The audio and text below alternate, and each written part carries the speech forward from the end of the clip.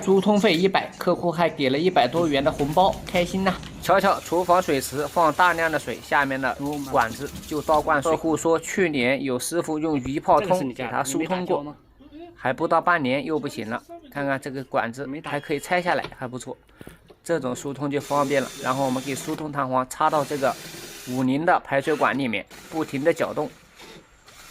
看看搅动了一下，你看看这里面的污块、污渍全部都倒灌出来了。你想想这个堵得多严重？我个人觉得，像厨房这种横管道堵塞，一泡通肯定是不行的。最好的办法还是用弹簧搅动。搅了一下，现在放水还是会倒灌，所以刚刚疏通的还没彻底。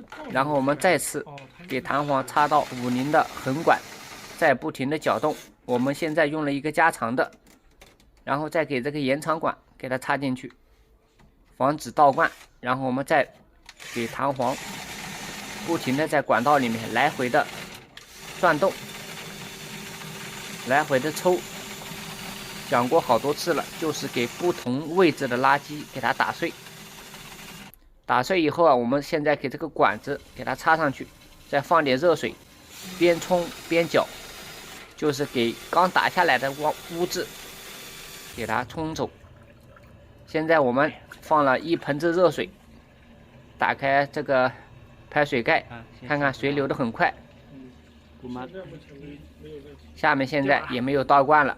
现在疏通的效果非常明显，是不是？大概你多搅几次啊？其实有条件的自己在家就可以疏通。为了确保疏通的干净，我们再次用疏通弹簧，再仔细的给这个横管在不停的地方再继续搅动几下。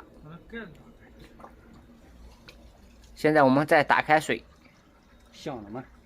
看看现在也没有倒灌了，我这个弹簧还在管道里面，都没有倒灌水现象。对。然后我们再给管道、给弹簧不停的打，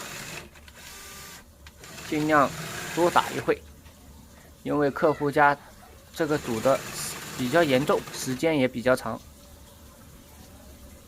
看看我们现在边放热水边给弹簧打，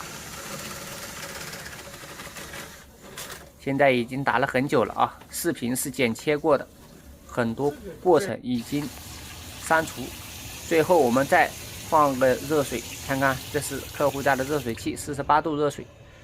现在我们放了很多水了，打开这个排水盖，这水你看它大波浪，看看现在这个流水是不是很快？这个大漩涡，下面一点都不低，对吧？你看这个大波浪，这水呼呼的，对不对？好。哟，看得太快，这样的水排列。大家觉得这个疏通效果怎么样？是不是比疏通剂和一泡通效果要来的好得多得多，还快？如果有哪里疏通不足，请多多指点，让我多多学习，多多进步。今天的分享就结束喽，感谢大家的观看，谢谢。